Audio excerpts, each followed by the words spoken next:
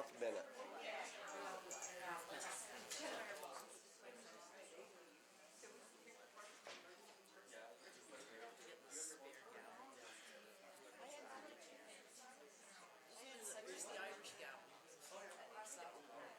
I can use my water bottle.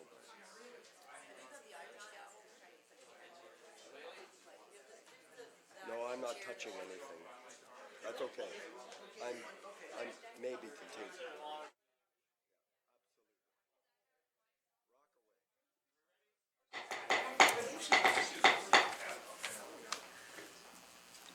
Good evening, everyone, and welcome to the November 12th Committee of the Whole. I'm delighted to be here and have full attendance from everyone. Any amendments to the agenda? Hearing none, we'll move on. I would take liberty as your chair tonight just to thank the organizers of yesterday's Remembrance Day ceremonies in Smiths Falls and everyone who stood out in the cold, and appreciate the efforts by everyone involved in that. And I had the privilege on Friday of going to the Smiths Falls District Collegiate Institute memorial service, and that was an excellent service. It was Indigenous drumming. There was Mr. Ormond Van Duze was a guest of honor. The students, the guests, it was just a first-class event through and through. So it was delighted, and our student counselors were there and did a great job. So I want to thank the high school and all the folks involved in that. So thank you for allowing me to just say that. We have no delegations. Any disclosures of monetary interest? Yes. Yeah, before that, I just want to also echo your comment, just to pass on feedback I received from the Legion last night, the gratitude towards our public works crews, because the Legion Remembrance Day dinner was last evening. Of course, the snow started before and continued after, and they were very grateful for all the work that was done in front to make sure that it was a safe environment for people going in and out. And secondly, I will declare pecuniary interest regarding priority item 7F, the secondary planning. Lawrence Street, I do have a pecuniary interest with one of the property owners who could be affected by that secondary planning project. Any other disclosure of monetary interest? Hearing none, we'll move on. There are no delegations. The adoption of the minutes from October 7th and October 15th. Are we adopting those tonight? Do we need a motion? Yes. Yes. Sorry, motion to. That's fine. Could I have a motion to approve those? Councillor Dwyer, seconded by Councillor Brennan. Any discussion? All in favor? Carried. Thank you. CEO Morris, or director's reports. Thank you, Mr. Chair. We have several, starting with Mr. Manhire.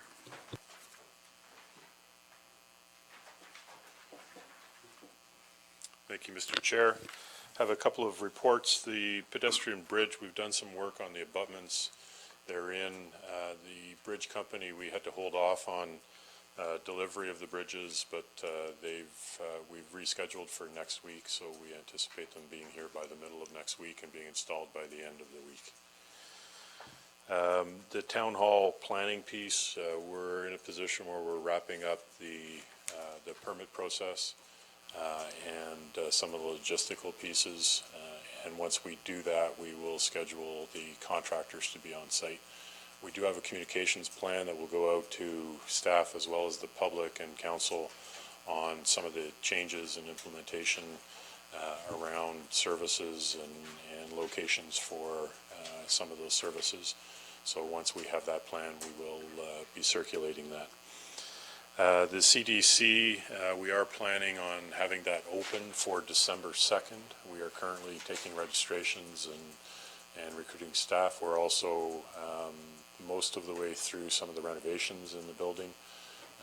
So we will be looking at having an opening ceremony for that come the beginning of December. So and just to clarify, that's the Child Development Center. That's the Child Development Center on Thurber Street that we've agreed to open up extra space for daycare. We also managed to submit 3 applications through the Infrastructure Canadian Investment Plan, the Community Culture and Recreation Stream Rehabilitation and Renovation Intake. So that there's 3 projects or 3 applications that we submitted through there. 1 application for the library renovations and upgrades, one for town hall accessibility upgrades, and the other one for play structure accessibility upgrades as well. And those all fit with the strategic priorities of council. Any questions? Thank you, Director Manhire. Next.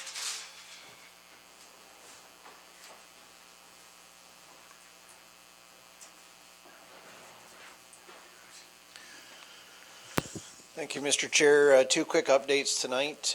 Just wanted to mention that our crews were obviously very busy yesterday and over the evening hours.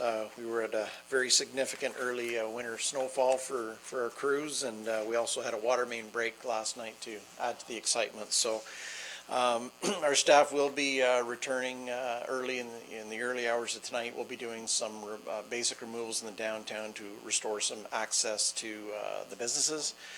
And we'll be doing additional touch-ups on the sidewalks throughout town as well through the day tomorrow. So a bit of cleanup to do in the follow-up to that event. We do see some warmer weather in the forecast, so hopefully we're going to see a bit of melt in the next 7 days as well. Second item for the committee, I'd just like to update on the Beckwith Street construction. I know there's a lot of questions when we get a snow like that. Are we ready to pack up and leave? And short answer is no. Things are going well, and they were back at it this morning, breaking rock and continuing into the intersection of Main Street. The week is how we're forecasting the week to play out. We have two major manholes to install at that intersection of Main and Beckwith. Enbridge will be in to do some work on Beckwith Street in front of the BMO Bank on Thursday morning. And we're hoping that we will have Main Street open at the end of the week.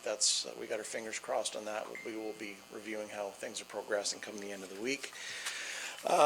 Looking ahead into next week, you're apt to see a second crew start to do waterworks from Chamber Street heading up the hill, and also the setting again of that very large structure that's been delayed to be placed at the front of the BMO Bank. So all in all, things are progressing very well, and I'd like to acknowledge that Tom's and the crews have been very adaptive to challenges as we find them, and keep their crews progressing in other areas if we have to adjust accordingly. So it's been going very smoothly so far.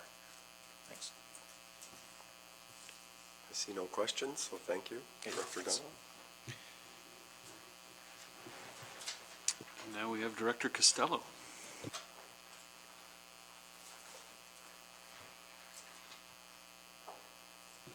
Thank you. First thing I want to report on is road closure. We have a road closure coming up to accommodate the holiday train, so that's November 27th.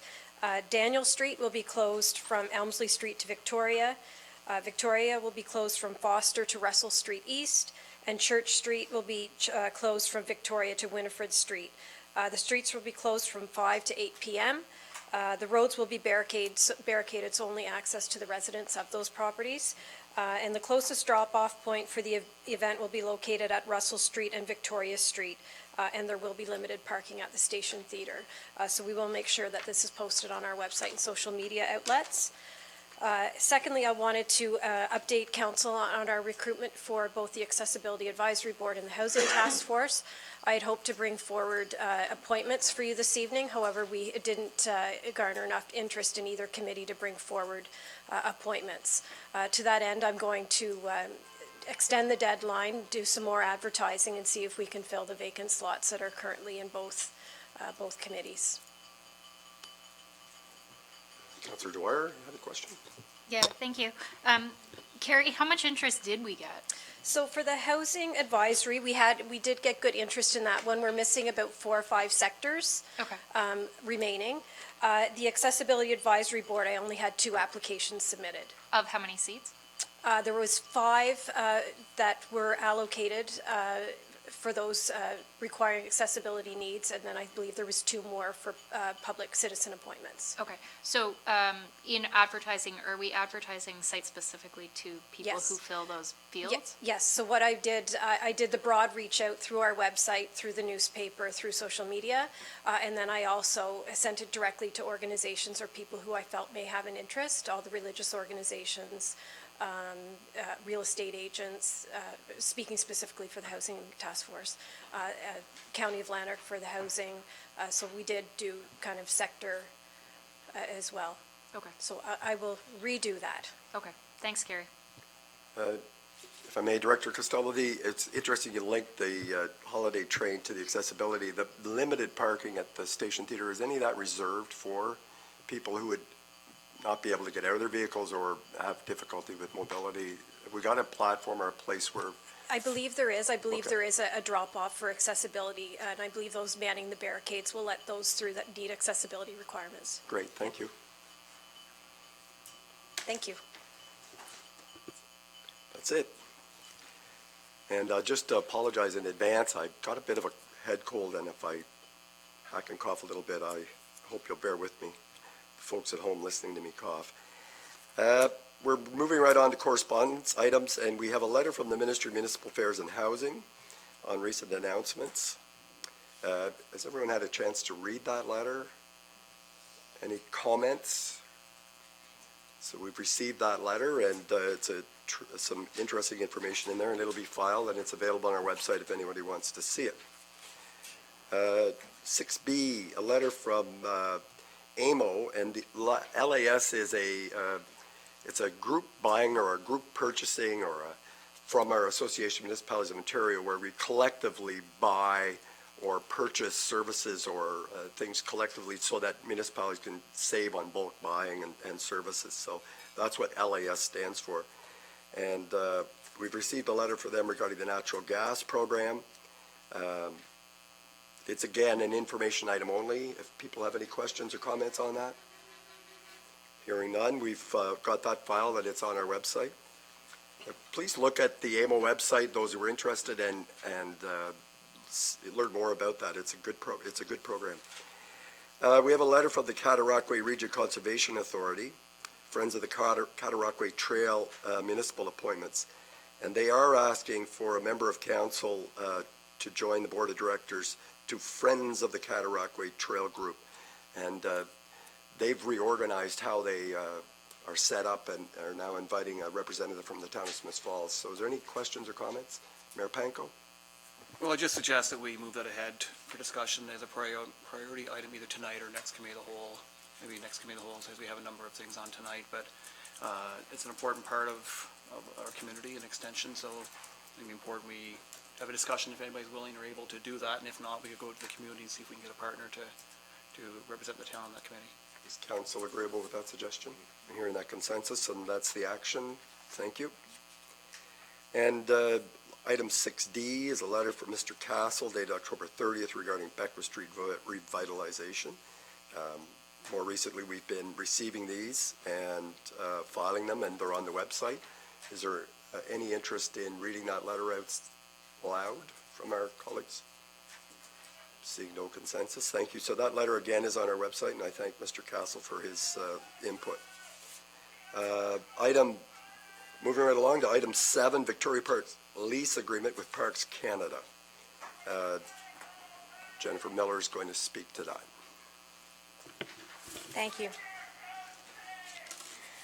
For the last 16 years, the Chamber of Commerce has been operating the Victoria Park campground in Victoria Park. The town of Smiths Falls leases Victoria Park from Parks Canada and had historically operated a campground ourselves on half of that site. The campground was turned over to the Chamber from the town to operate as a social enterprise around 2003. The original lease agreement from Parks Canada to the town speaks to open parkland. Since 2005, Parks Canada, the town, and the Chamber have been discussing alternative locations for the campground in order to return the park to full public use. In 2007, the Rideau Canal was designated as a UNESCO World Heritage Site, and conversations about land uses along the canal continued. Over the last 12 months, regular meetings have been occurring between the town, Parks Canada, and the Chamber of Commerce to discuss alternative locations. A new lease for 2019 and 2020 was signed between the town and the Chamber of Commerce, and a supplemental agreement between Parks and the town has been received as drafted. Parks has agreed to have the Chamber continue operating at its current location until the end of the 2020 season, as long as the chamber agreed to a 2-meter setback from the water and presented a plan for relocation.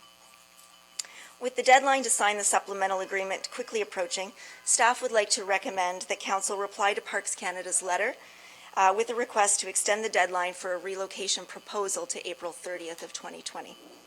The Chamber, Parks Canada, and town staff have scheduled a meeting for next week to continue the conversation about relocation possibilities. Thank you.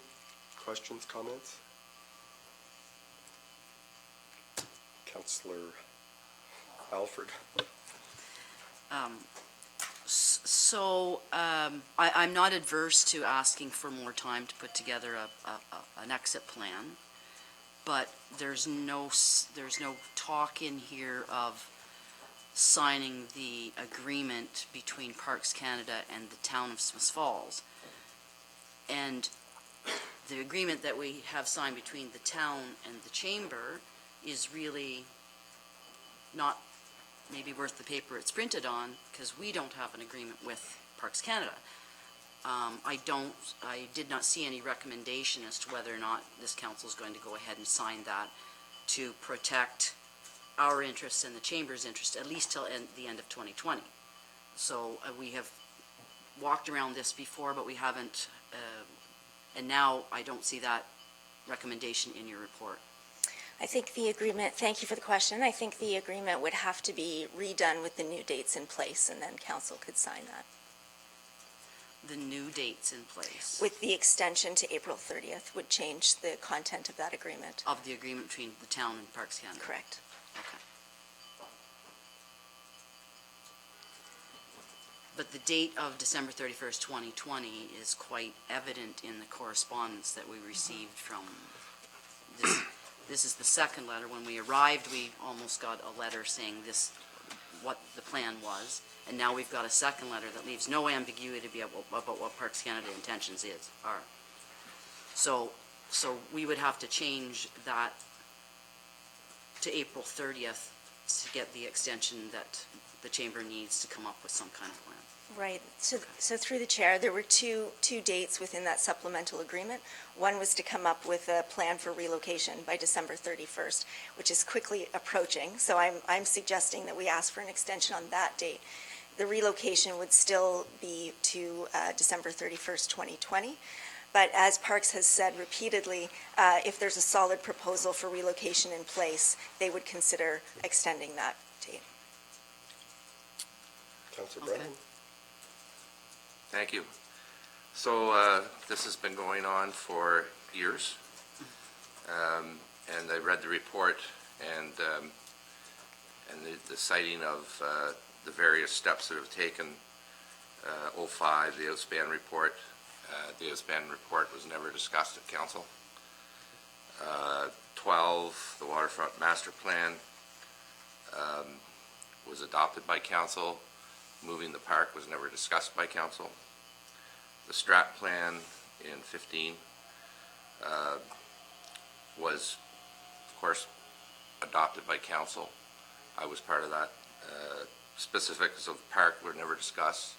At the time when we passed it, I expressed concern of that inclusion in our strat plan. But given the other elements of the strat plan and my understanding that the strat plan was a living document, of course, I voted for it. The placemaking workshop in 2018, attended by a number of stakeholders. Council was invited to that. And finally, our strat plan that we most recently did. And it was, I think, on my suggestion that we change the wording from the previous one to examine moving, not moving, to give some opportunity for council to discuss the park. I'm not sure, April 20th, we don't know how much it's going to cost to move the park. I'd like to know what the value of the infrastructure that's there already.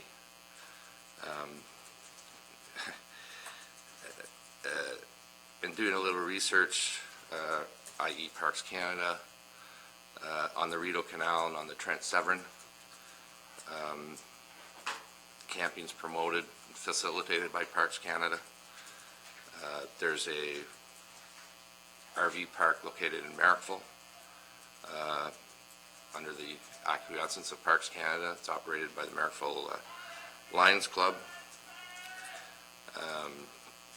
So we had a presentation a while ago from the Chamber of Commerce. I thought maybe we'd be discussing that presentation where they told us about over 10,000 visitors in 2017, over $1 million spent in the local economy, pointing out the lack of hotel rooms in this town, which is a concern. So in my mind, in responding to Parks Canada's letter, I'd like to see us request a long-term lease from Parks Canada. And I think that was offered a number of years ago, anecdotally. I wasn't around, but again, that never came before the horseshoe. I think that we as councillors, decision makers in this town, need to express our feelings about the value. First of all, talk about what the Chamber presented us. We've never talked about it. We deferred it. It was a presentation, and we put it off for a committee of the whole meeting. We're at a committee of the whole meeting. This subject's come up. So I'd like to hear from my colleagues what their feeling is on the value of the park to the community. And I mean, I think that's a responsibility that we're elected to do, and if people think that the things should be moved, then so be it. But I think that it provides tremendous value to the community. I think that the Chamber had an impressive presentation. They acknowledged it 100%. The park needs to be better. But I think it can be better. I think that we've spent money on providing that space, and it's a mutually beneficial arrangement that we have with the Chamber. And I think we've got to find a way to work through it. And that's just my opinion, but I've waited for this opportunity for probably 6 years to talk about the value of the park, while on the other hand, we have studies being prepared and lines getting written into plans that never get discussed specifically around the horseshoe. So that's my 2 cents. Thank you. Councillor Dwyer? Thank you, Mr. Chair. I struggle with this one.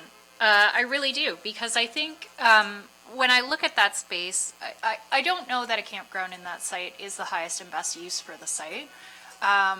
If it was a green slate and we could do anything with it that we wanted, I don't think that my first option would be a campground. But I have to respect the fact that it's been there since the 1930s, and it does provide great value to the town, or at least I think it does. I think it can be improved on, but more concerning is the fact that I think we have a great deal of investment in that parkland in a lot of different forms. Not only the infrastructure that's actually in the ground, and the cost to remediate that site if we did want to change its use, but also the value of marketing knowledge in the area to promote that site as a viable campground asset in the community. People have been traveling to that campground consistently for decades, and word of mouth, especially in the RV industry, really travels. And I think that we have an established base that a lot of other communities don't have. So I'm not opposed to seeing it relocated, but I think having a campground somewhere in town and on the water is extremely important.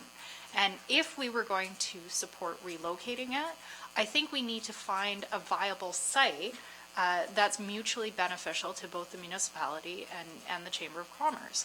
My concern is that that's a limited resource in town. Some of the most desirable sites are actually presently owned by Parks Canada, and unless Parks Canada is going to play ball, we're going to be limited in where we can put it. I resent the tone of Parks Canada's letter. I think it's a little bit forceful considering they've acknowledged and turned a blind eye to the site since the 1930s. I don't think that they can come out at the 11th hour and say, execute the agreement or or what? I mean, really, that becomes the question. So what? We don't execute the agreement. What happens next? We have a valuable asset there. They have turned their eye for decades. What's going to happen if we don't move it? I think before we can reach an end date on the campground, that's the December 31st, 2020, correct? I think we need to have a plan in place. And I get that Parks is open to considering an extension on that, but I don't want to see it in writing in the agreement until we have an action plan and we know the cost of that. Because Jay's right, it could take us months to develop a composite utility plan for a new park, to go through agreements of purchase and sale to acquire lands. Who's going to acquire the lands? Is it our responsibility and we're going to lease it to the chamber? Is it Parks that's going to donate the land and then lease it to us and we will sublease it? There are too many unknowns in this, and I don't think an April 30th deadline is realistic to get us to the point that we're going to be ready and informed to make a decision. And until we have a more confirmed timeline on that, I don't think I'm prepared to execute an agreement with Parks Canada. And if they don't like that, I'd like to see what they think they're going to do about it. Thank you. Mayor Panko? Yeah, I'm going to disagree with some of the comments my colleagues have made just recently. I don't think this is at the 11th hour. I think this is long been known. I guess going back to 2005, there's been other discussions, but Parks Canada reserves the right to even change its mandate, its vision for the entire Rideau corridor. So it's something that they've made us aware of over the last few years, and we've also had it, as the reports indicate. It's not something that's just been dropped onto this horseshoe today. It's been around for a number of years, 05 initially, the resolution back in 05 that they had at least received the report. It doesn't mean it was adopted, but it was received. And then the master plan from 2012, which was based on consultations completed within the community in 2010. So based on feedback received from the community back during that period of time. And of course, our previous strategic plan and the placemaking workshop. I did represent council on that at that workshop. There were a number of stakeholders involved.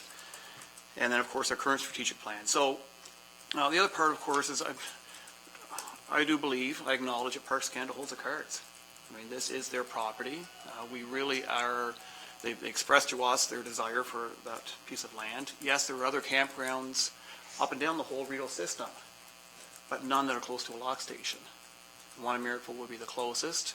It's a little bit removed. It's not the same size as what we have here. I don't know what the future is of that. That's for Parks Canada to decide if it's on leased land from Parks Canada. I'm assuming it is. If it's private land, it's a whole different story. But yeah, you can go up and down the Rideau system, you're going to find lots of campgrounds, but they're not located in urban areas next to lock stations. I agree with Councillor Dwyer that this campground, RV park at the site may not be the highest and best use of the property. And in all fairness, it is good for the chamber, it's good for our business community. The town gets a little bit of revenue from that. For our residents, though, they really don't have use of that part of the park. That's an area where really it's seasonal residents to a great extent. They pay to stay there, so we certainly respect that. And people who are there for a night or multiple nights, in many ways they do that as their home for that period of time. So it's not there for the use of our residents for the most part throughout the season. It's really there, the seasonal or temporary residents for people who are here. And I respect the fact that they come here, they add to the economic benefit to our community, they support our businesses, and there's a lot of merit to that. I'm not prepared to push back against Parks Canada to say, hell no, we won't go. I mean, I think we need to understand what their priority is here, what the prerogative is here. I support an initiative to ask for an extension to April 30th. It doesn't mean we need to have a finite plan in place by April 30th. I think it means they need to know that if they're going to allow this operation to continue there next summer, they need to know that we are working on making progress and we are hoping to come up with another solution. If the whole solution isn't in place, then they give us the right to operate there next summer. It doesn't mean that we'll have everything in place by 2021 or 2022. There is a possibility that if we do find another site, there may be a gap. And I know there's risk of the seasonal tenants and the campers having to go elsewhere. But I guess collectively we have to look at what opportunities are available. and where that could be and what the cost would be. I think we also have to understand that the infrastructure in the ground Victoria Park today has a finite life, and if we were ever to maintain that park, and we would need to rehabilitate the in-ground infrastructure, which means there would be a cost for that as well. There's talks of, well, do we put cement pads in the past, for concrete pads in for the campers? So if you're going to redo a park and you're investing in it, you're doing something that's going to last for the next 50 years, not infrastructure in the ground today that maybe lasts in the next 5. So the rehabilitation and a cost one way or the other. So I support the staff recommendation. If we can get Parks Canada to agree to an extension to April 30th, and they agree to allow the operation to continue for next summer, it gives us some time to come up with another solution. And I would hope that if there is a viable solution in place by sometime next year, that Parks Canada would be agreeable to an extension, possibly to let the site operate in 2021, or until we could actually get a new site located. But unless we have a plan in place, it's pretty clear that Parks Canada says that they're not willing to extend the lease into next summer. But I support the staff recommendation that will enable us to hopefully get closer to bridging that gap and come up with a solution that will enable the RV park to be there for next summer. Thank you. Councillor Alford? So in 2003, I was on council, and in 2003, Council of the Day was not excited about continuing to operate a campground. They didn't feel at the time, the discussions were about whether that was the municipality's role. But at that same time, the Chamber of Commerce was struggling in terms of being financially viable, and council decided that this would be a way and came up with, there was an agreement struck between the Chamber of Commerce and the Council of the Day to turn management over to the Chamber so that they would have a revenue stream. Prior to that, and it fit in with what council is thinking of at the time, as we didn't really want to operate a RV park or a campground anymore. So that's just in terms of background. For me, since 2003, this has been slowly but surely coming to this point. And in this last letter from Parks Canada, if I can read the quote that I pulled out of here, it says, "The continued operation of the recreational vehicle park in its present location is not an option that would be acceptable to Parks Canada." So we have a relationship with Parks Canada, and aside from this, there is a need, a want by Smiths Falls, because there are other projects that and agreements that we may wish to enter into with Parks Canada, and I think some of those preliminary talks may even be underway. I'm not a part of them.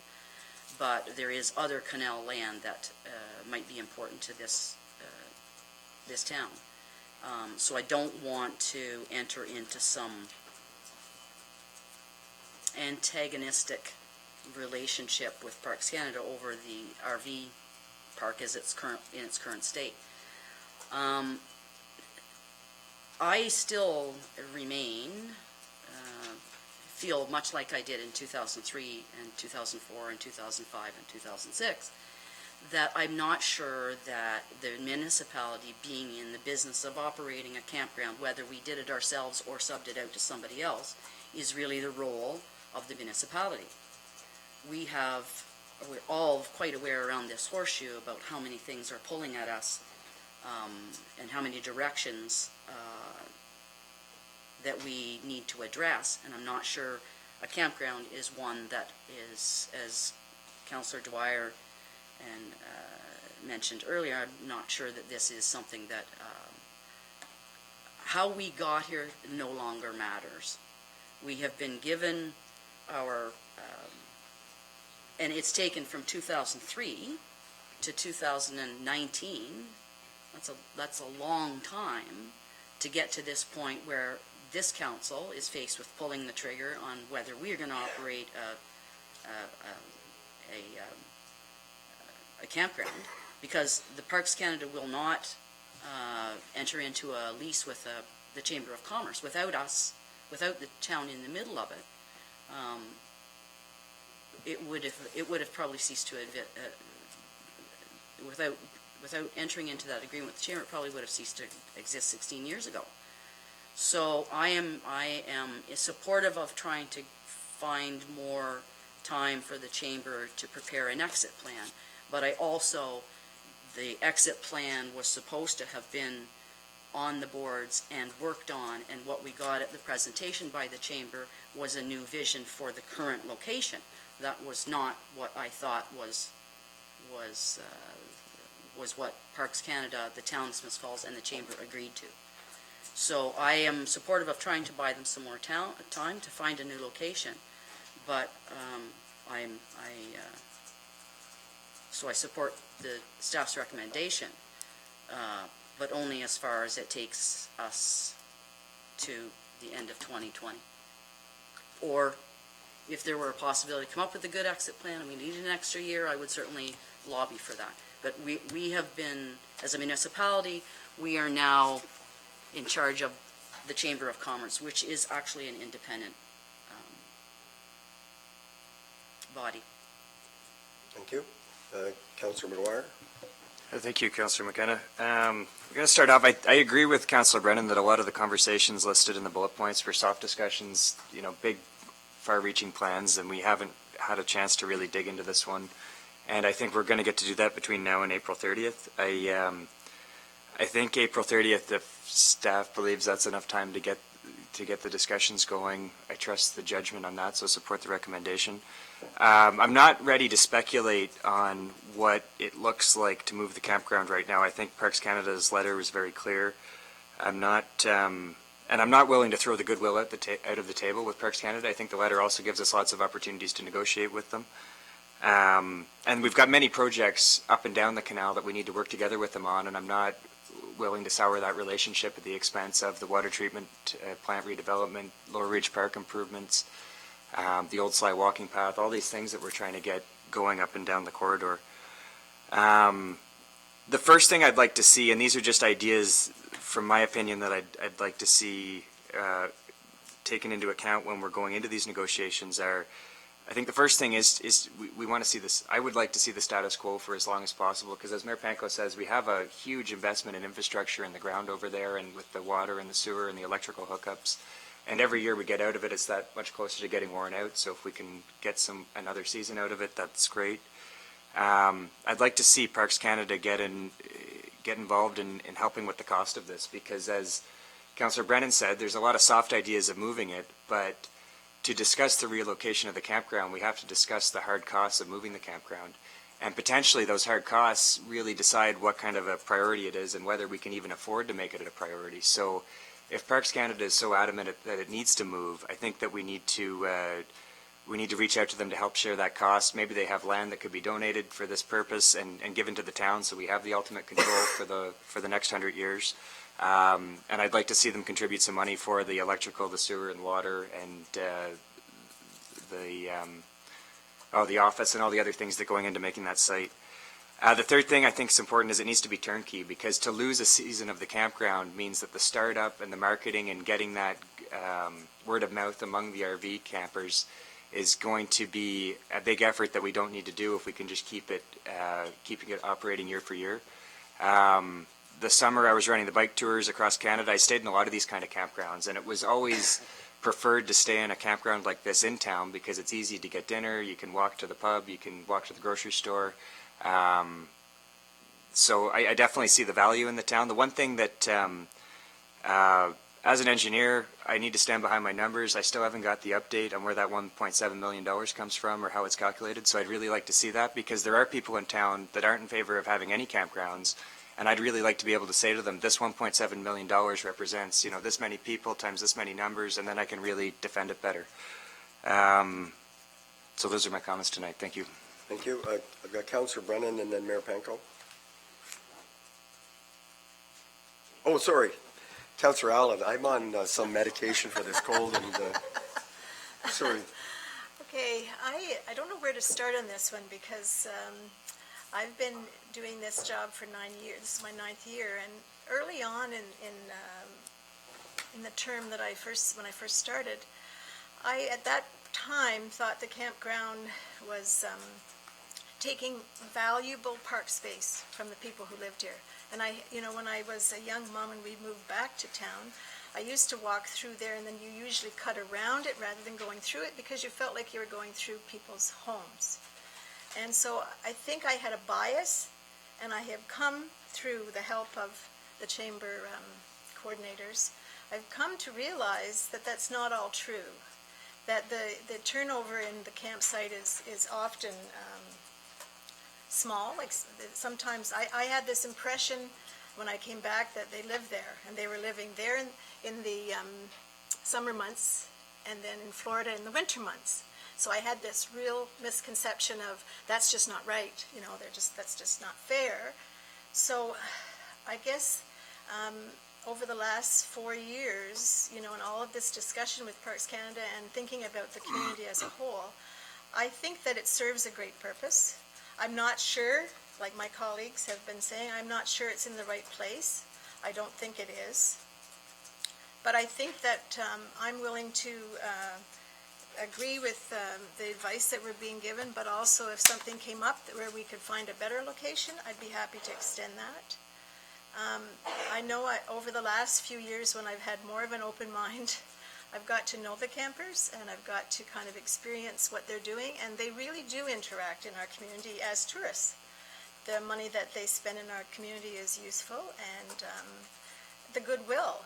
And right now, when we're sort of at the cusp of becoming a community of tourism, that's sort of what we're promoting ourselves, come and stay here, it's a great place. And like Chris was saying, bikers would be a great place for campers. And I guess the one thing that I still think would be helpful there is the fact that the terms can be so long. Like people can stay there. Maybe I'm looking at the chamber thinking maybe I'm wrong, but I think you can stay for a month or 2 months or whatever. And the availability to have lots of tourists using that particular site then lessens, right? So I think there are a lot of things to consider.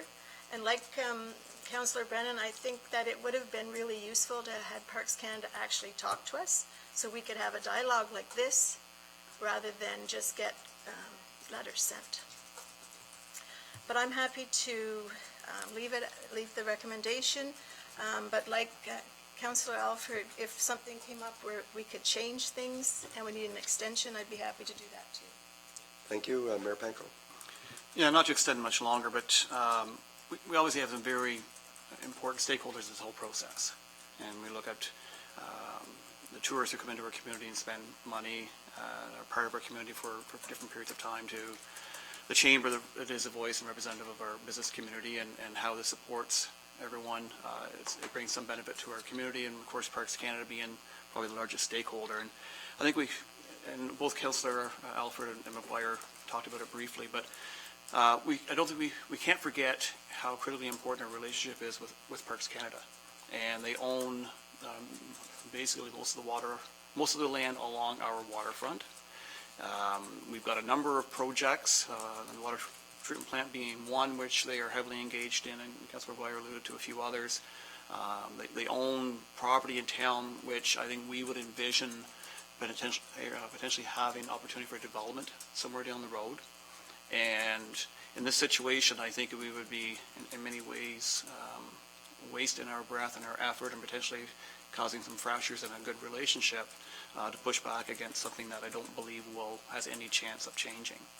So I support, as I said, I support the recommendation, but I also believe if we do come up with a viable plan, I'm confident that I would go to Parks Canada and seek the opportunity for the chamber to stay beyond 2020 if we have a plan for a new location that may take us a year to put together. If that was a possibility and they knew it was happening, I'm confident we can find a way to extend where we are for the time being. Thank you. I've got Councillor Alford. Yeah, I'll try not to belabor any points. This municipality would have to decide if it wants to stay in the RV park business. Right now, currently, under the current terms of the lease, the municipality receives $10,000. That's all we receive. So I think there are questions. I don't deny the economic benefit of what the chamber is operating over there. But by the same token, from a resident's point of view, I'm not entirely sure that this would be very, or even should be, a very popular way to invest council's time and their money. And so that needs to be a big part of the consideration as well. And I think it's going to come down to whether or not this municipality wants to operate an RV park. There are lots of opportunities for private RV parks. I was an RVer for 4 or 5 years, and I've stayed in many of them. I never stayed in that one, but I've stayed in many of them. And there's a whole host of services that we have there that are not necessary in order to have an RV park. Ours is rather well provided for. So I would just ask I will be considering what the residents would think of us entering into another operation of another RV park. Thank you. Councillor Brennan, I got it right this time. Yeah, I'll weigh in on that for sure. Going over and listening to the chamber when they're here and talking about the mutually beneficial relationship that we had with them and do have with them. Any time that you can bring in 10,000 people, transient tourists per year, and still receive a dividend and not have to run the place, I think that's a good deal for taxpayers. And the 1.7 million, for sake of argument, if I said, well, it's half of that, that's almost $1 million. So that's a great value as well. And this has been brewing, and whispers, and people are talking about it for a number of years. And when I'm in town, can't think of anybody really, to be honest. To be perfectly honest, I can't think of anybody that told me get rid of that park. Nobody. So I'm very comfortable with our relationship with the chamber and the location too, as I said before. Thank you. I've got Councillor McGuire and Councillor Dwyer to follow. Thank and you. I'm very glad we're having this very robust discussion. This is important.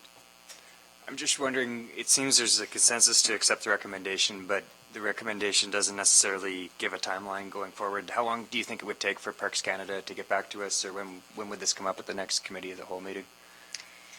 So you're asking how long after we send a letter asking for a request? Yeah, can we expect monthly, every second week? How much discussion is it going to take to work through this? Well, we have a meeting with the Chamber and Parks Canada next week, and so Okay. we can start the conversation then, based on your direction tonight, and I can keep you posted on that.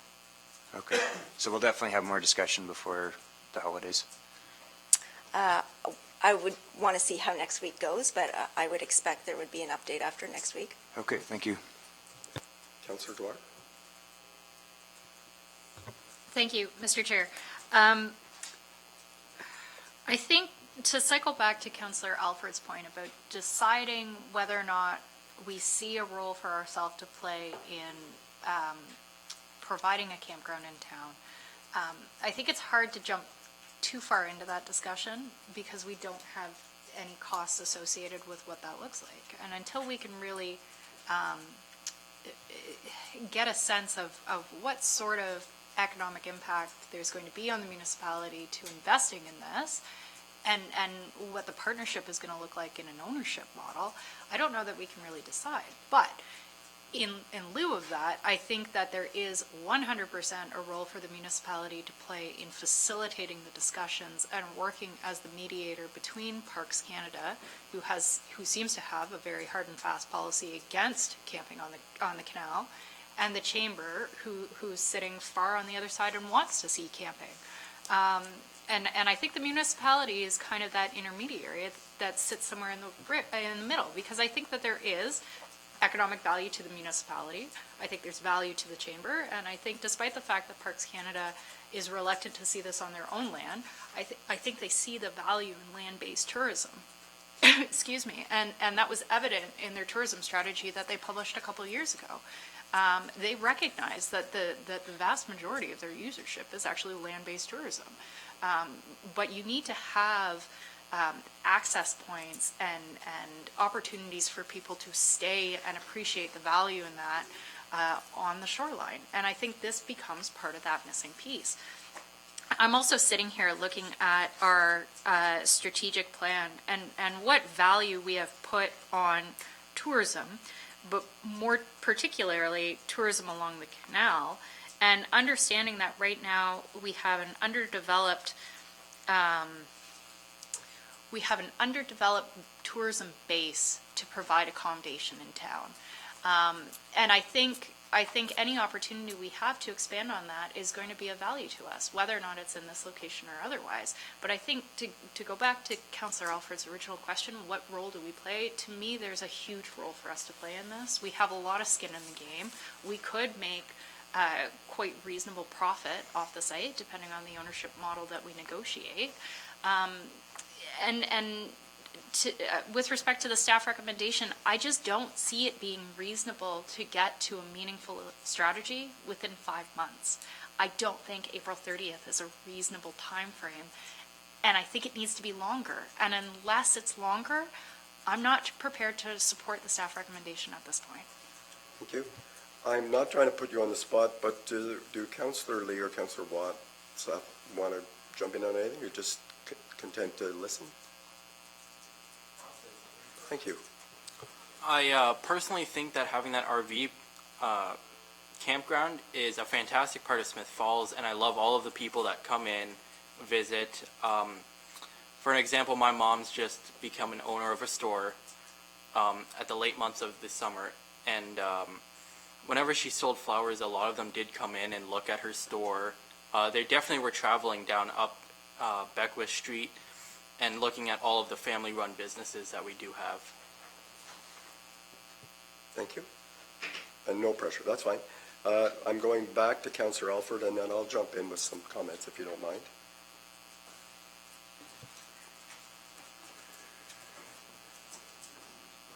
Declan was so articulate that I've lost my train of thought. It was an answer to a point Councillor Dwyer made. So could you go ahead with your comments and I'll try to retrieve it. Sure. I would just say when I think about organizational relationships this municipality has, and I'm not talking about the most important, the relationships we have with our residents. I think about, importantly, the local business and industry. I think about the province of Ontario, and I think about Parks Canada as the top three. And when I think about that, our relationship with Parks Canada goes back 175 years. Before there was an Ontario, it was Upper Canada. And we have been working with Parks Canada for 175 years. And they have their headquarters here for the Rideau Canal. They've invested very long term in our community.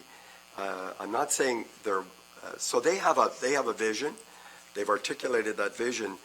Our relationship with Parks Canada is critical, and I do not want to enter into any, I don't want to be in a position, and I don't think we'd be serving the town well, or the chamber, or the residents in having an antagonistic relationship with Parks. I think there's a way forward. I think unless there is a deadline, with the lack of a deadline, we've not come up with a plan.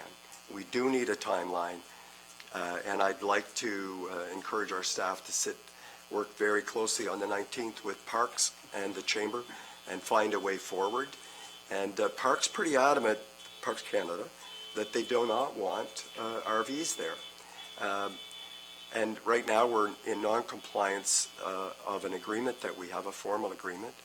And as a governor of the town, one of our obligations is to ensure that the town remains in compliance with all of its agreements, and the staff do that. And I would hazard to say that, I don't think it's a big hazard, that we are in compliance with every other agreement that we have except this one. It might be the only outstanding compliance agreement that we have. And I'm okay with that for a while, but as long as we're moving towards something to get us back in compliance, I'm not, so I'm in favor of the staff recommendation. I don't mind the deadline of April 30th. I think this is a burning platform, and we need to move. And without that incentive of a timeline of 5 months, that I'm not sure we'll get anywhere. So those are my comments. And are there any other? So, yes, Councillor Alfred. I did retrieve it. Just to go back to, and you alluded to it as well, but your point, Councillor Dwyer's point, that 5 months may not be long enough. We've had a lot longer than 5 months. We were notified of this, and an exit plan was to be in place by the end of this year. That's not what happened, but I agree with Councillor McKenna when he says this may be the right time to have a 5-month timeline so that we can actually get to where we need to be with a plan. Now, when and how that plan's going to be executed and where, but we have had a year to do it almost, and it hasn't happened. So I am supportive of maintaining the April 30th deadline. It puts pressure on to make sure that we're taking the steps that we were supposed to start taking last, I think, January. Okay, I'm going to see if there's a consensus on moving forward, but I would add that this is not the town of Smiths Falls' decision. This is not, I don't want us to come out as the bad guys. I think we all want what's best for the community and for our local businesses and tourism, and I think, but the Parks Canada has decided this. So I really don't want us to, it's easy to nail us as the villains here when we're trying to work with our partners in moving us forward. So before I ask for consensus, Councillor Brennan has asked for another comment. Yeah, sorry about that. I just rebut that a bit. This has been brewing. This is the first time that I've heard my councillor colleagues talk about the value of the park to the community. We're elected officials. We're dealing with Parks Canada. They are trying to accommodate us. This issue has never come before this horseshoe in the way it has tonight, so I appreciate that. But the fact of the matter is, and that's why when we did the strategic plan, I asked that the wording be changed, that we examine. We don't do, we examine. That means we talk about it. As elected officials, there's something called political will. And I've never before had any problem with Parks Canada in my 9 years. They wanted to be partners in our community.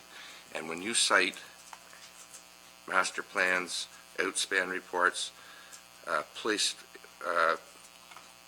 making workshops that council wasn't involved in, adopted, I hardly believe that if we went to Parks Canada and said, the council of this town wants to keep this park here, and here's what we're willing to do to try to make it work, i.e. the plan that the chamber presented us, I think it would work. I don't see that political will around me, and I accept that. It's a pity. Okay, thank you.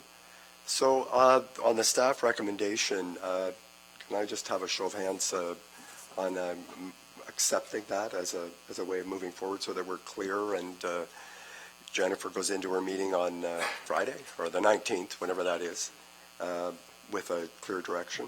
Is there, what is the will of council? Show of hands? So there is a majority of council accepting your recommendation to move forward with the recommendation. Thank you. Thank you, and thank you all for your very thoughtful comments.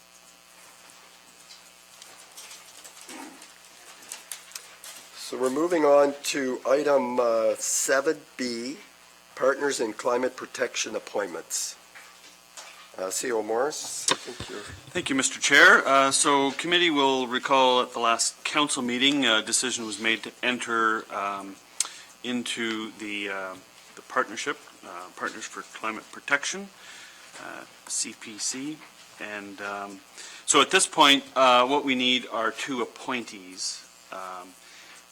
to liaison with FCM on this program. One needs to be a political appointee and the other one an administrative one. I'm not imagining it's going to take up a huge amount of your time. FCM is there as a resource, so some of the more practical things like applying for funding, staff will administer those things. It's not necessarily something that will consume a member of council's time. It's more about when we do engage with FCM, that we have someone to represent council. So it'll be a limited commitment on the part of the member of council.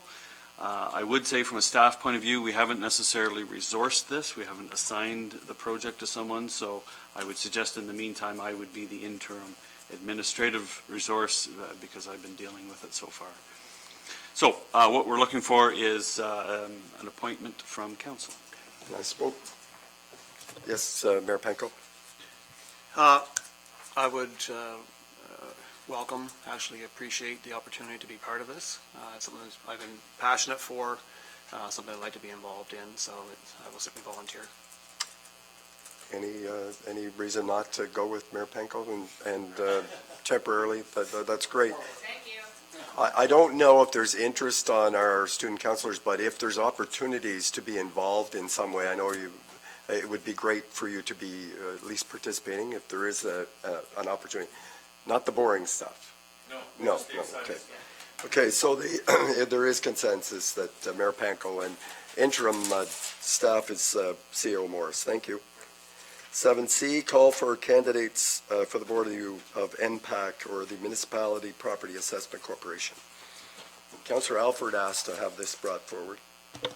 I did, because when we got this, we regularly get updates from the MO, and in this one, I was reading that the MPAC Board of Directors was looking for interest by, in this particular case, in our particular case, 7 individuals, which will eventually add up to 22, who are current or former elected officials of a municipality or current or former officers or employees of the municipality.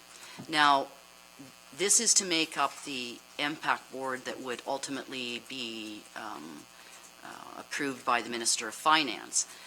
But that got me, and I did talk to the mayor about it, that got me thinking that in light of what is going on currently in Smiths Falls, that it might be a very good idea to have someone from Smiths Falls apply to this particular board. MPAC is a big part of our problems and a big part of our hopeful relief at some point.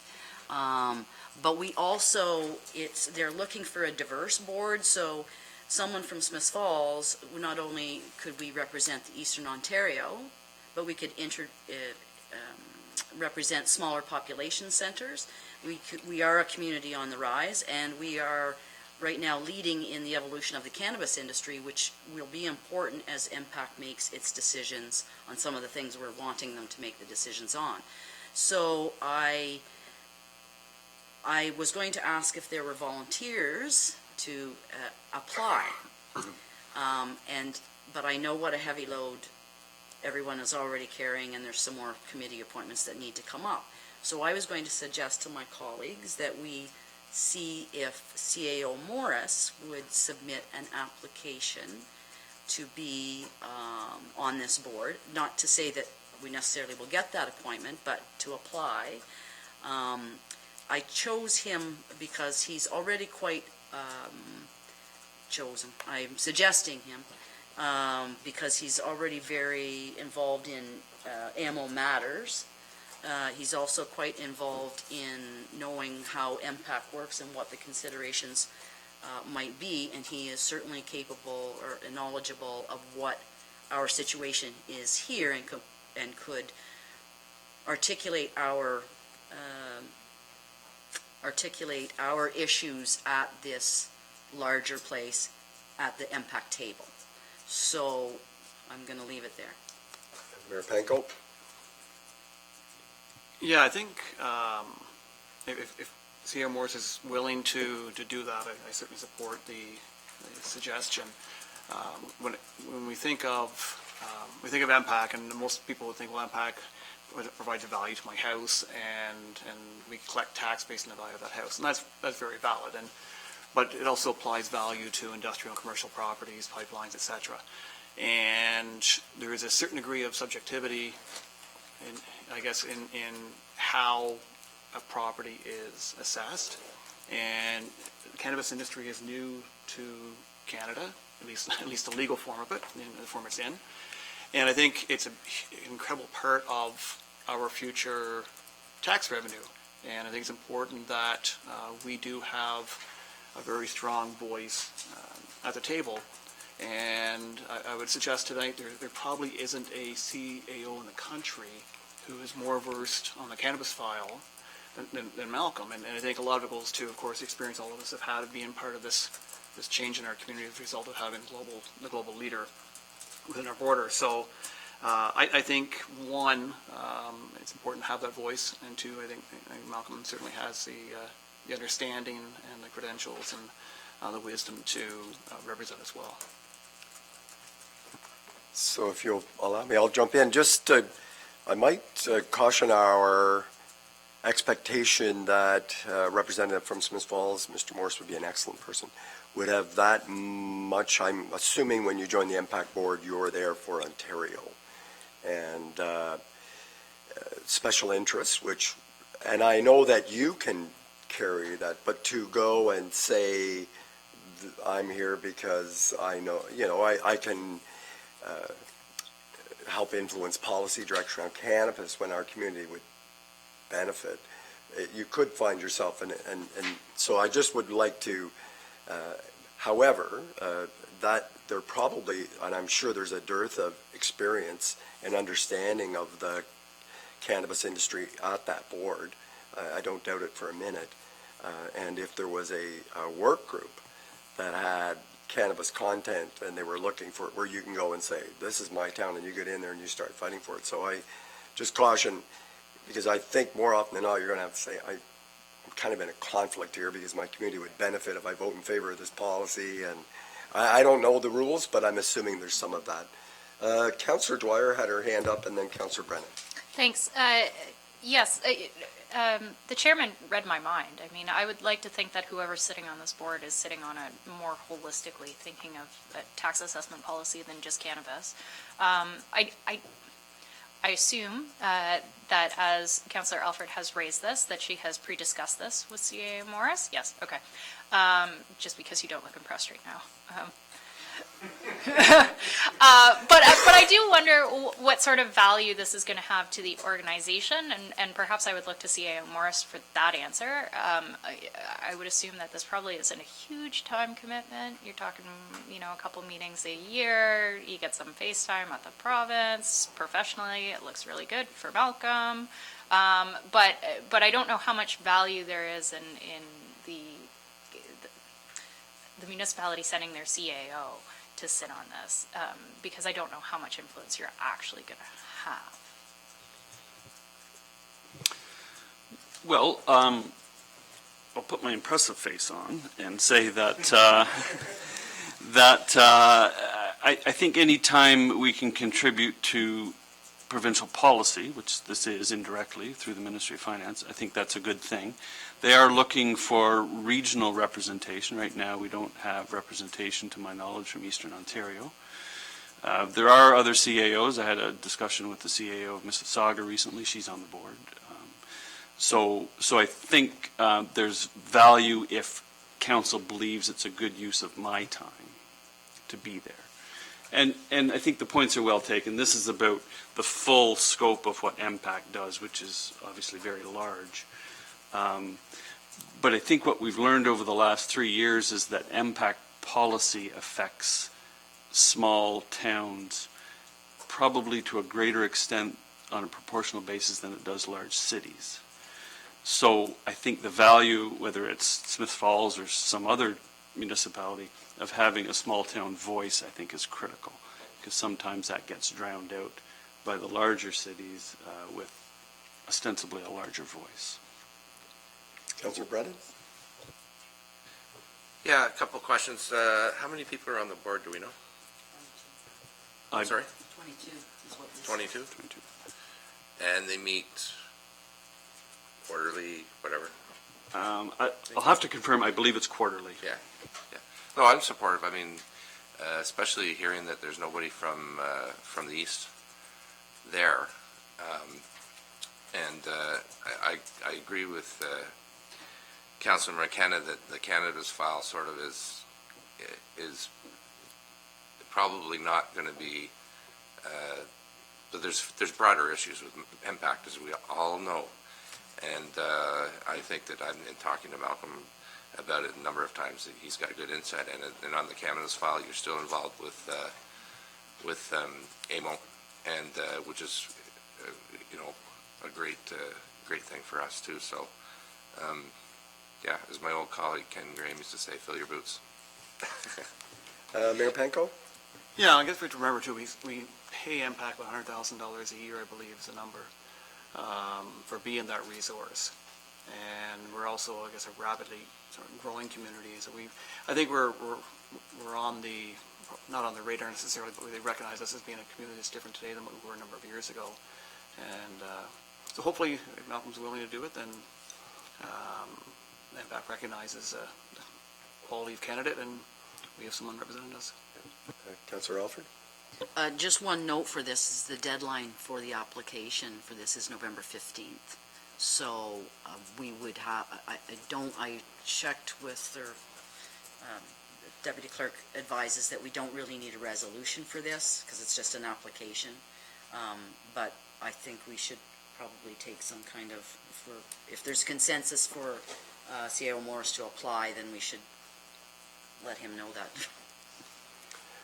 Thank you. And I didn't want to imply that I don't support it. When I suggested that talking specifically about cannabis, you're going to wear the big hat if you're accepted, and I'm sure there'll be lots of applicants. So I'm very supportive of this, and I'm hearing others as well. So please submit your application. Thank you.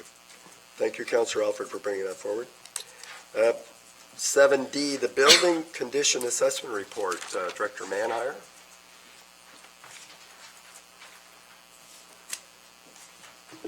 Thank you, Mr. Chair.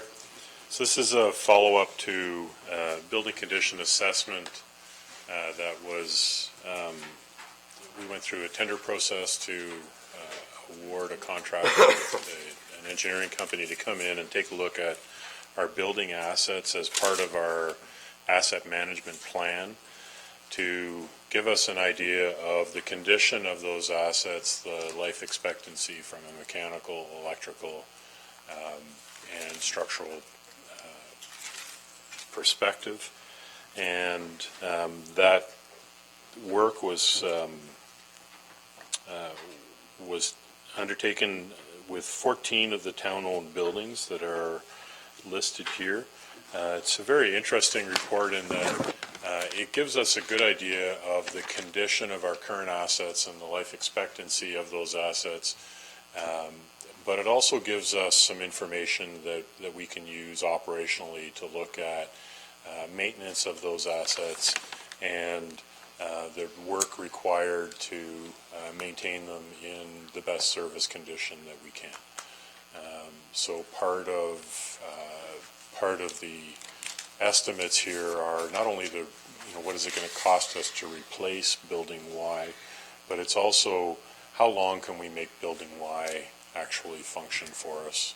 And there's a saw-off between the maintenance that we put into the buildings and the life expectancy of those buildings. And the idea is to find those sweet spots. So this report gives us the basis for the asset management plan, indicators in terms of how much we should set aside in order to replace assets at the end of their lifespan, but it also gives us an idea of what we should be doing from an operational perspective to take a look at maximizing the life of those assets. Thank you. Questions? I have one from Councillor Dwyer. Thank you. How much did we spend on the assessment? What did this cost? Approximately $27,000. Okay, and I note that in the table component of the report, it notes that significant further assessment is needed on several projects. Do we have an idea of how much that is going to cost? No, and I didn't, it's a great question, because I didn't include that in the report because we haven't costed it out. But what it does do is identify some things that that were identified in our asset management plan as needing being done.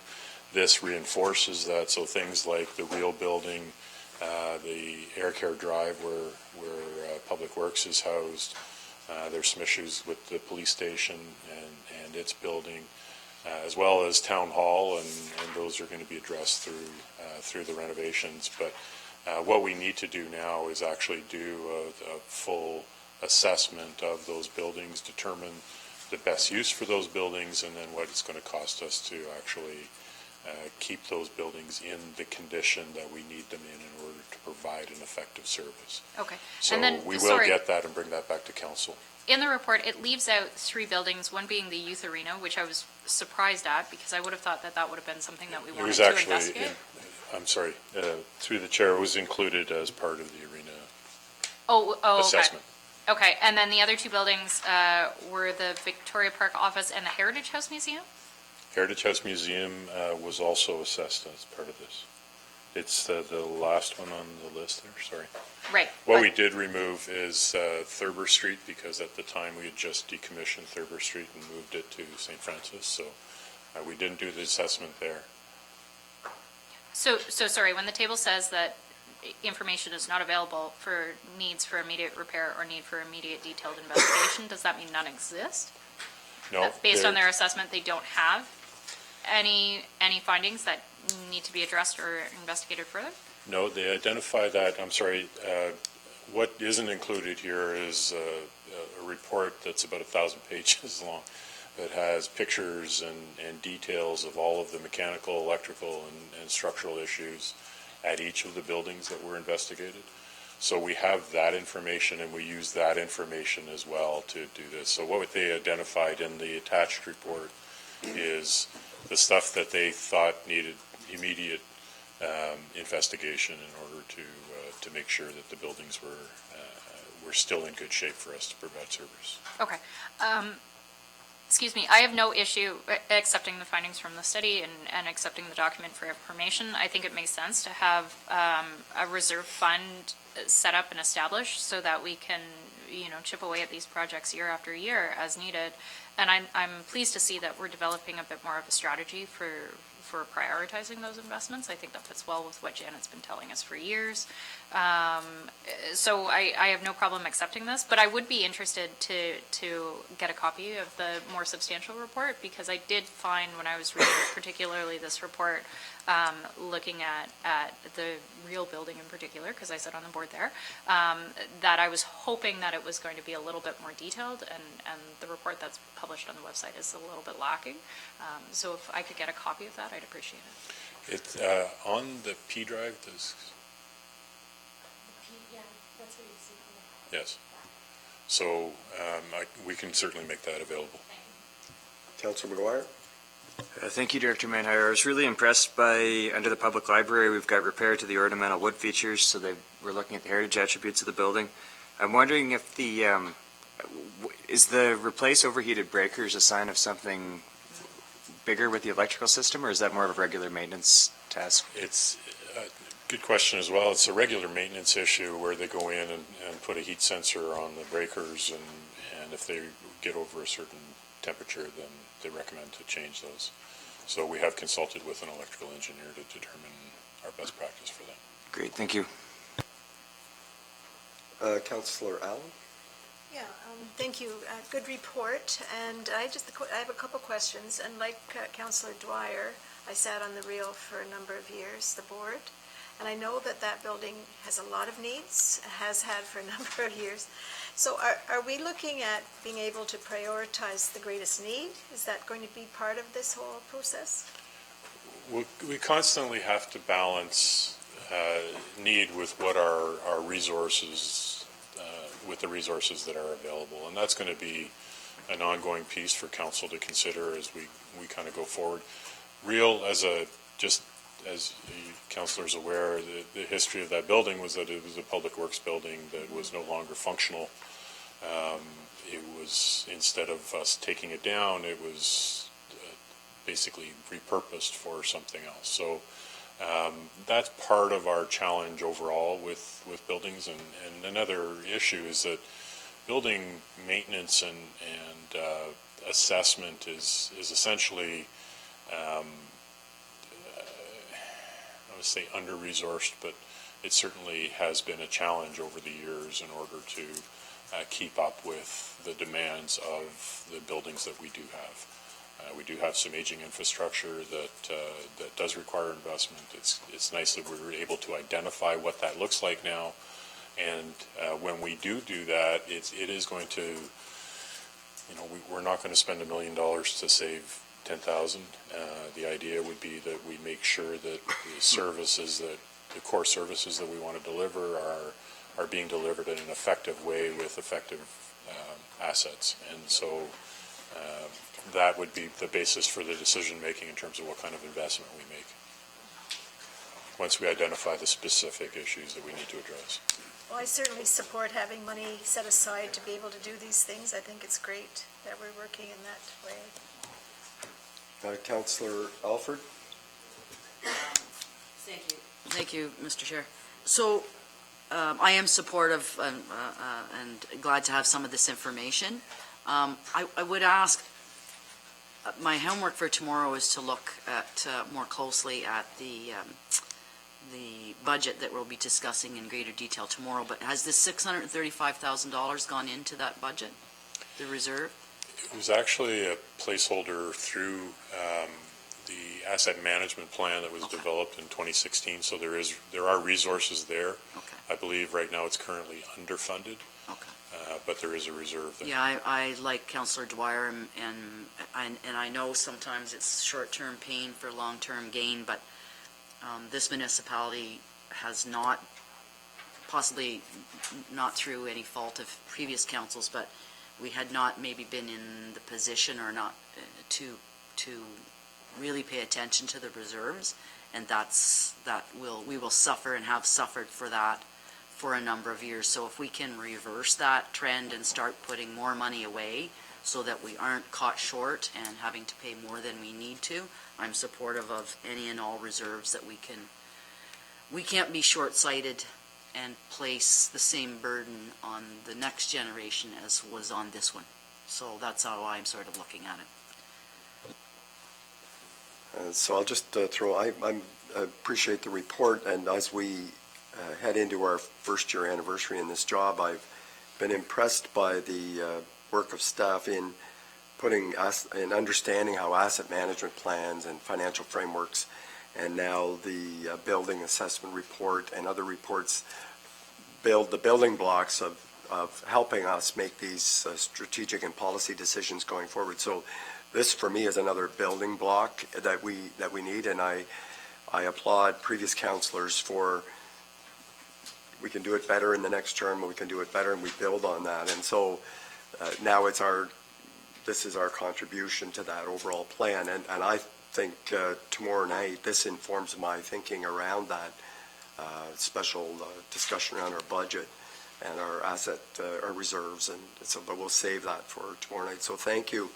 I'm hearing support to receive this report. And there's at least one person would like that 1,000-page report, and there's two with that too. So we will make it available electronically. Okay, thank you.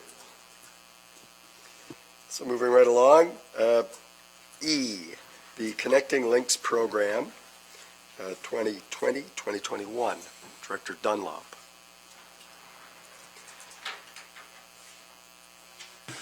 Thank you, Mr. Chair. The purpose of the report before council tonight is to seek endorsement for the project selection for the 2020-2021 round of the Connecting Links program.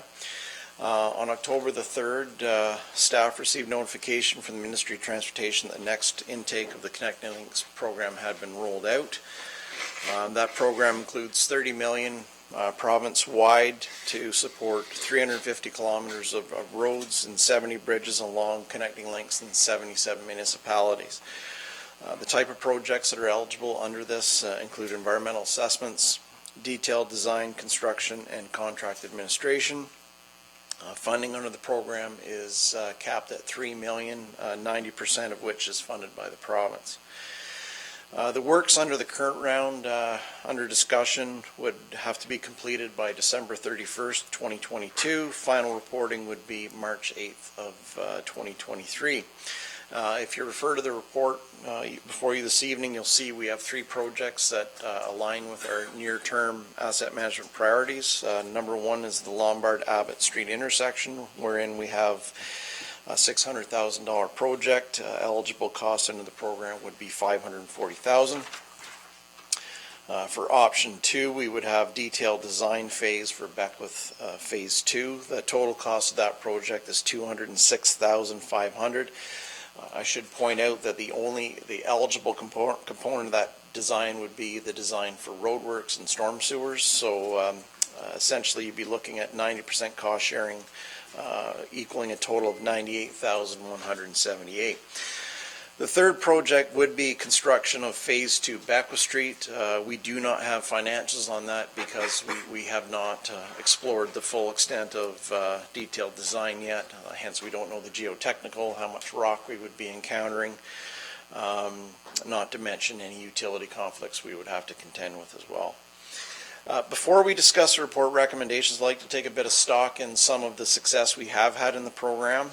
Over the last 4 years, from 2016 to 2019, we've been successful in 3 of 4 applications for funding under the program. In total, that's delivered $3.9 million to the community to dramatically advance our infrastructure on this key corridor. When we look ahead, we've got 3 projects referenced in the report. They're all very important. Strategically, we believe that we should really set a goal to seek successful funding on at least two of those 3 projects going forward. The recommendation we have before committee tonight is to take option 2 and secure detailed design funding for Phase 2 design. We'd like to point out that is a relatively small financial commitment in a year that we are already receiving $2.1 million in funding from the province. This application aligns the town with the ministry support towards the Phase 1 project. We would see that as a continuation of Beckwith Street as being our number 1 priority in the community. We also feel it would strongly position the community for subsequent rounds to seek out detailed funding on the detailed construction for Phase 2. There's a possibility if we did seek out funding for Lombard Abbott, it might diminish or detract from our objective of certainly funding Beckwith Street Phase 2, but that is the rationale for the recommendation before our committee tonight. If there's any questions, I guess I'll turn it back to the chair. We do. We've got Councillor Dwyer up and then followed by Mayor Panko. Thank you, Mr. Chair. Troy, I'll be honest, I'm really struggling with this. I'm having a really hard time not supporting option 1 and self-funding option 2, and then subsequently applying for funding for option 3 in the future. And I'm not quite sure why choosing to self-fund option 2 is going to limit our ability to apply for future funding for option 3. Can you help me understand that? We want to, let's look at in the past, our first successful project, Lombard Street, where we did the shave and pave right out to the boundary. Our second project after that was a rehabilitation of the old lock. When 2017 came around, we applied for Beckwith Street Phase 1 without having any detailed design. A lot of uncertainties, follow-up applications on that subsequently told us that we didn't have the information we truly needed to put forward. So that approach was not successful. But at the same time, when we come back with our last application, we stayed on the same project. We said this is the priority for the community, and we were successful the next time around. So I think there's significant merit in putting forward Beckwith Street as our priority project for the town, and to continue to pursue funding that fulfills that overall goal of both the detailed design and the construction. So I guess I would say it's looking at the bigger picture in the short term as opposed to perhaps just 2020. Okay, so, so I guess what you're saying is that our messaging to the province and all of our grant applications should be all eggs in one basket. We're all in for Beckwith Street. This is our single priority. Please help us. Which I get. I do 100% get that rationale. Do we have a sense that they will actually fund our detailed design work? That is an eligible project. The low grant opportunity would probably be highly successful because we're not in the same pool competing for $2, $3, $4 million. Like, we're going to have a better success rate because it's a smaller grant? Well, going back to the program, there's 77 municipalities vying for 30 million. And we're actually, I should mention, we're very pleased that that program amount has not been reduced. We had heard in the past years, even prior to the current government, that that program might actually not stay at the $30 million mark. But anyways, when you try to spread that cost across 77 municipalities, as you can appreciate, it does limit who all is successful in taking forward major projects. The fact that we do have a $2.1 million funding coming forward in 2020 certainly has bearing on the recommendation that's before committee this evening. Again, in our past discussions with the MTO and what we've taken back on perhaps some of our projects where we didn't have success, what we have learned is to continue to bring forward your priorities and not stray from that. Okay. So keep messaging to the province that this is our priority project for our community. Okay. I guess I have two more questions, Mr. Chair. One is, Troy, is your sense that at some point a municipality who has been successful on 3 of our 4 applications, say we're successful on this one, if we hit, say, 5, is the province going to say, okay, you've had your turn, time to go away, and we'll award funding elsewhere? Like, I'm just afraid that if we go forward with option 2 and we're successful, by the time we get around to applying again for the construction, we're going to be seen as, you know, the municipality who has already received significant grant money from the province, and maybe it's time for the province to support somebody else. Always difficult to predict how the province will handle our applications. Again, our takeaways are make sure that we position ourselves to put forward the most strongest applications that align with their grant criteria. Again, Beckwith Street, our first kick at it, had a lot of unknowns. What we heard from the MTO, again, based on that 2017 application, was that they viewed there was uncertainties, perhaps some risk that spending might not come to play. One of the very, very important things that the province has communicated to us under this program is when they do fund $30 million in grants annually, they want to make sure that those projects do in fact get completed and spent. That's the risk that the ministry weighs when they decide which municipalities are positioned to receive funding. So I don't know if I would turn it over to the CAO perhaps for further clarification on that, but If you wish. Yeah, I think, not to repeat what Troy said, but it was really clear that we need to submit an application that makes it very difficult to say no. And we think option 2 would be perfectly aligned with our strategic priorities, with our asset management plan. It builds on an existing approval we have for another phase. It checks off more boxes than perhaps the other ones. There's no guarantee. I mean, what you're saying could be true. I wouldn't want to speculate necessarily on how the administrators are looking at the programs. The best we can do is submit the strongest application we possibly can, and we think this recommendation is the strongest one. Okay. My last point, and then I'll conclude, but I guess I'm just wary of the fact that we're not really that far away from another provincial election.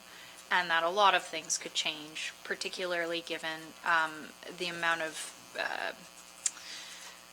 financial reducing policies that Ford had promised that he has not moved forward with. I'm wondering if he's going to look elsewhere to cut to balance, because he's had to kind of alter his party's platform.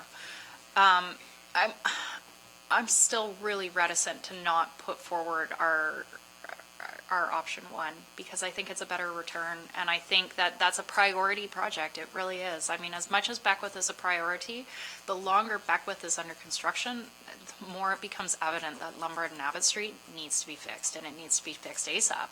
I'm dreading the idea of Beckwith Street being under construction during the summer when the swing bridge is in effect, and what that's going to do to William and Abbott. And I think the fact that we have construction proposed at Lombard and Abbott Street intersection for this year, next year, it makes sense to dovetail the works that are occurring as a private-public partnership. So I don't know. I mean, I'm going to reserve my support on one option or another until I hear from the rest of council, but I'm really on the fence with this one. Okay, we've got Mayor Panko and then Councillor Brennan. Troy, thanks for the report, and I do support the recommendation for a number of reasons. First off, I guess I've advocated for funding on the Connecting Link at numerous ministerial delegations at both Roma and AMO. And whenever we communicated the request for Connecting Link funding for Beckwith Street, it was about phase one now, and phase two later. So there was an expectation that we would be going back to seek funding for phase two, because we've simply broke the project into two parts. We can't complete half of the street and leave the other half the way it is today. So I agree, going for the funding for detailed design would be a step. The province is committing to the detailed design work. In many ways, it helps support our application for phase two, hopefully, say a year from now. In an ideal world, we'd be getting all we could for Lombard and Abbott, and taking the most money we possibly can, and then going for phase two. But I think we need to be realistic. When there's $30 million, 77 municipalities vying for that, the request exceeds $30 million, and I don't think we rise to the top of the pile every single year. We've been very fortunate. They said 3.9 million over the last 3 or 4 years. And I don't think it doesn't inhibit or prevent us from proceeding with Lombard and Abbott. I think that's something we absolutely are committed to doing and getting it done. I'm hoping this time next year. It just means that we'll be using our own resources to do that, and then going for the bigger pie, which would be phase two of Beckwith Street. So I'll support the staff recommendation. Councillor Brennan? Yeah, I'll support it as well, and I think maybe try to allay some of your fears. I've been involved in this before, and I've been to numerous delegations as staff for MPPs, and I work for the Minister of Transportation. I don't see that the province's commitment is going anywhere, and I don't think it matters who's the premier or who's in government, because as the municipalities in this province depend and rely on assistance from upper tiers to do these types of things. And I think that C.O. Morris was saying about, they're expecting this to come from us now, and it's a step-by-step process. So, yeah, I think that if you would jump frog over to Lombard, they'd be wondering what your priority is well, we thought you were going to be finishing Beckwith. And I think that's the right approach to take. And also, as the mayor was saying, I think that we should be taking every single opportunity at municipal conferences to get delegations to hammer out our next thing's Lombard, and we need that, and this is coming off of your highway into our town, and it's a problem. It's a problematic intersection, and it's not really that massive of a fix. when you compare it to what Echo Street was. So we got to keep advocating, but I think you do it in steps as they are probably expecting. Thank you. Councillor Albert, did you want to jump in? Just semi-briefly, actually. I agree with what both the mayor and Councillor Brennan have said, and not only do I agree with it, but I think the track record of staff in positioning this town to get the maximum amount of money. If you just look, if I say 3 or 4 applications and almost $4 million, I'm going to place my faith in our staff and support this recommendation. Thank you. Councillor Allen? I agree. I agree. I fully support Troy's recommendation. Any other comments?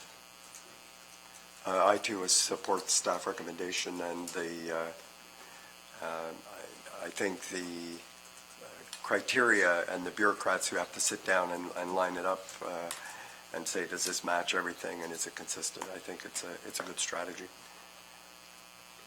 So there's consensus, or you want to jump in? No, I'm hoping to request a recess since we don't have a washroom upstairs. If So that's okay. there's, what I've heard is strong consensus for your recommendation in going forward on this report. Thank you. And I've also heard for a very brief recess. Well, might not be so. We have to go So we- downstairs. So we'll do time for 5 minutes. If you please bear with us, those members of the gallery. If anybody needs to use the washroom in the gallery, follow this.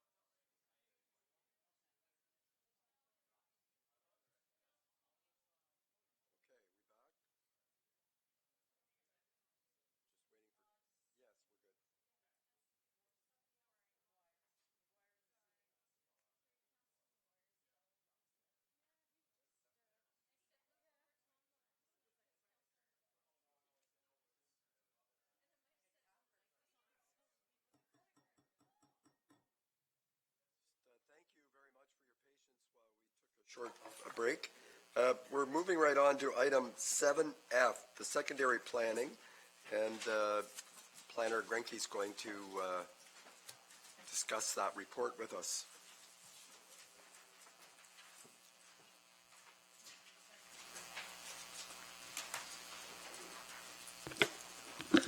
Thank you, Mr. Chair. Good evening, everyone. Well, my first two reports later on the agenda will be focusing and looking at addressing housing supply in the immediate short term. My first report this evening seeks to open discussion about housing and employment lands on a much longer term, and ensure when the time comes that we run out of land in our current development area that we're ready to respond to that. So as Council knows, our official plan designates various parts of the town for various land uses, including residential, downtown core, and industrial or employment. These land uses are identified and designated based on their historical pattern of development, and also how Council of the day determines how land should be used in the long term. According to provincial policy as well as our ROP, our plan needs to identify and always maintain and supply enough land to accommodate residential, commercial development for a number of years based on forecasted growth and historic trends. This is to ensure that the land that we have and need gets used up first and avoids putting unplanned development pressure and piecemeal development outside of our serviced areas. And every planned municipality in Ontario undertakes planning along similar lines. So this report presents a first look at a roughly 280 acre area of land at the end of Lawrence Street. I think it's about nine property owners, public and private sector, with about 580 meters of direct frontage on Lorne. So that's identified in our official plan essentially as a development reserve. So that means it's land within our municipal boundaries, but currently unserviced. Our current official plan was adopted by Council in 2014, and one of the foundational documents of the OP was a land needs background study prepared by J.L. Richards that investigated housing demand, housing supply, and historical development patterns in order to assess how much industrial, commercial, and residential land could be anticipated to be required over a 20-year planning horizon. So back in 2014, the land needs study suggested that there was a bit of a surplus of industrial land, and at the time that entire Lawrence Street corridor was designated for industrial development. So the 2014 OP redesignated the land to residential, and it was and the policy and the supporting documents at the time recommended that was a better long-term outcome.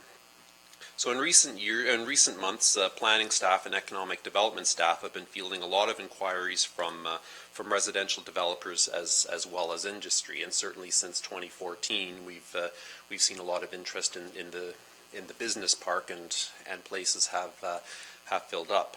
So a secondary planning strategy was identified by staff in consultation with the Ministry of Municipal Affairs as an appropriate planning approach to have a look at the comprehensive land use goals for that area, and look at area needs on a finer and more local scale. So a secondary planning strategy, if that comes down there, a community development plan. So the official plan requires an amendment in order to develop there. So there would need to be a up in the future. So this report in the secondary planning process is not intended to open up development for next year, but is intended as a forward-thinking heads up so that we can begin planning for where and when the town would expand as the need arises. And this could be a number of years down. So the land needs that are part of the planning framework for that area are they're solid, they're good policies, and certainly very valid. However, it's fair to say that the economic condition of the town has changed considerably since there's been a different and increased land use impacts and pressures that we've. This is a special policy area for that site. It prescribes the process of and what dependent policies there also that that prescribe the need for, before we can open up or can even consider an official plan amendment, we need to look at what we have now and what we think we're going.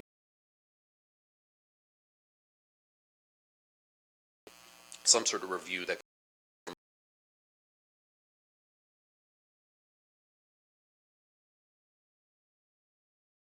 be undertaking a secondary planning strategy, land uses planning for service and employment land, and the cost. And lands open, there's the possibility that but overall, the goal for the policy goal for both areas is to avoid piecemeal development. It's the last major undeveloped area within our boundaries, and we want to ensure when development is determined to be needed, and what kind of development, that it happens in a logical and coordinated fashion. So at this point, we're not questioning fairly high level. So if council feels that that there's value in having a look, would be helpful to plan the area at the end of Lawrence Street. Some of the questions can be needs background the planning process. So this report is intended as a first note in what could be a long process. At this point, council, it's very premature to be looking at committing to a plan amendment or any particular policy approach. The topic that's presented here is in response to feedback and pressures that we've seen in the office, and also through the Planning Advisory Committee when this was discussed, and this approach is proposed as a way forward. So our policy, our official plan does require an investigation of the of land needs and demand if we were to be undertaking a policy. So we don't know what a land needs update would say. And the reality is we are only dealing with a couple of years of a spike of building permit and development pressures. However, if the study supports opening up the land, then we'd be in position to launch a process in consultation with the community. So at this point, staff welcome council's feedback on the notion and whether this is something that we would be looking at least on a preliminary basis in 2020 with an update to the land needs background study, and then if depending on the results of that, we would report back to council and look at the next steps. So I'll pause there and welcome any feedback or discussion. Thank you, Mr. Grenke. I have two councillors, Councillor Alford and then Councillor Dwyer so far. Well, my support of staff recommendations is almost a foregone conclusion because both Councillor Brennan and I sit on the Planning Advisory Committee, and at that body, because things have changed so markedly since 2014, I think the sooner that, and if that trend were to continue, rather than be caught flat-footed in planning our last big piece, I think this is probably a smart step to take. So I will be supporting staff's recommendation. Councillor Dwyer. Thank you. Carl, are you looking at farming this out to a consultant like JLR who did the last one? Through the chair, that's what I would be suggesting, yes. Okay, and do we have a cost estimate for that? At this point, Ballpark? I would suggest as a ballpark, it shouldn't be substantial, and probably less than the original land needs study that was done. But I can estimate, I'm seeing in the range of perhaps $10,000 or so. Yeah, okay, yeah, the number I had in my mind was closer to 20. But yeah, say $10,000 to $20,000. I'm just struggling to see this piece as a priority for a couple reasons. One, we've already committed to doing a secondary plan for Lombard Street. Where is that project right now? With respect to Lombard Street, as my understanding is that has not been firmed up as a direction, or at least as a commitment, and I would view this as a priority, yes. Okay, we've got our housing strategy in the works. Where is our servicing master plan right now? Because that would be a pivotal piece to informing potential density in this land. Is that piece done? So, I'll, with the chair's permission and Director Dunlop's permission, would you be able to speak to that, Troy?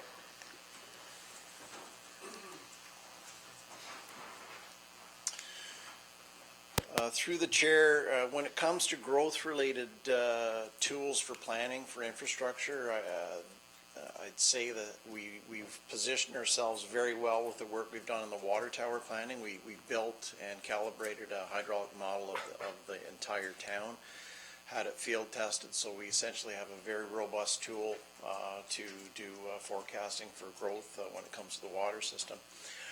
When it comes to the wastewater system, we have to do a certain amount of field measuring of the performance of our system. We know we have about half of our sewers in town are combined, so they're significantly influenced by rainfall events. I have included in the draft budget you'll be seeing tomorrow night a very substantive flow monitoring program that we can measure and identify pressure points in the system, because that would be foundational information that we will need to build a hydraulic model for the wastewater system, but we're not there yet. It's the first step we have to get out of the way. So I would say that is a little bit of an impediment to growth management, but I believe we're taking steps to get us in a sounder direction for planning in that regard. So. Okay. The other one that I have on my list is development charges, and I think that in the strategic plan we had unanimous support for DCs. Part of what informs your DC study is your servicing master plan, but also your land needs assessment and your comp review. So I see value in updating our numbers for the 2014 assessment, because certainly we have seen a spike and a doubling of our building permits, but we're still only sitting at about 25 to 30 new builds a year. So I'm not holding my breath that there's a significant change on our 20-year growth forecast at this time. That said, I think it's a pivotal piece to inform some of those other documents. So I'd be supportive of this, but on a scoped level. I don't want to see us spending too many resources when there's so many other pieces that I would rather see us completing in preparation for this prospective growth. Councillor McGuire? Thank you. My question is, on the map that has been included, a lot of the properties straddle Montague Township and the town of Smith Falls. How does it work when a property is in both municipalities, and how binding are the results of this work when it straddles both sides?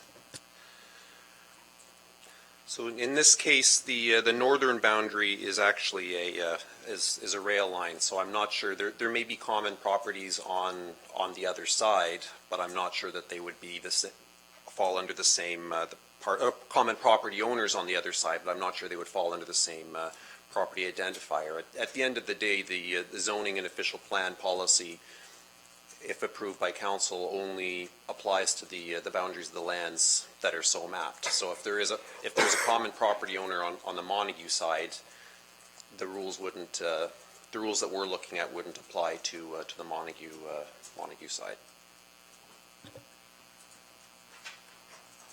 Okay, so do we need to be working with them so that we have a cohesive plan on both sides of the border, or is it, I don't know, what's normal for this kind of thing? Through the chair, through any planning process, especially if it affects lands along a municipal boundary, it's normal to reach out to the other municipality, either formally or informally, just to assess their needs. Certainly, speaking as the planner for Montague Township as well, this is a matter I'd be addressing with both our clerk and Montague's clerk to ensure that there's no potential conflict. But at the very least, there's a statutory obligation for us to circulate neighboring municipalities and property owners in neighboring municipalities, and it's up to the municipality to if we want to go above and beyond that in terms of reaching out to people who live nearby but not within these lands. Great, thank you, Carl. So I'm hearing support for your recommendation, and certainly having it come through our Planning Advisory Committee was very helpful, and so the recommendation, I guess this will go forward as recommended. Thank you. Now, I guess you just stay right where you are, please, Mr. Grenke, and we'll go on to the Bellamy Farm Townhouse Site Plan.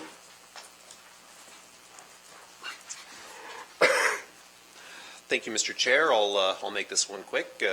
council in the last number of months has seen a couple of site plan applications come through to accommodate townhouse development on the Bellamy Farms Phase 1 along Ferreira Drive. So this application sees three more blocks. So we're looking at what's being proposed are two single-story blocks, a total of 8 units, and a single two-story unit block on the other side of the road. So the overall design and the design we're looking at is fairly similar to what was sought before. The two single-story blocks, that's a new development concept. Everything that council's approved so far in terms of townhouse development in Bellamy Farms has been two-story, and Parkview's identified a market for a single-story, gearing more towards the senior market further down there. So those are slightly different. As with the previous ones, they're looking at shared driveways to access a two-story construction, all single-car garage, the rear facade being been a minor for bylaw. Again, also very glad to see it for different housing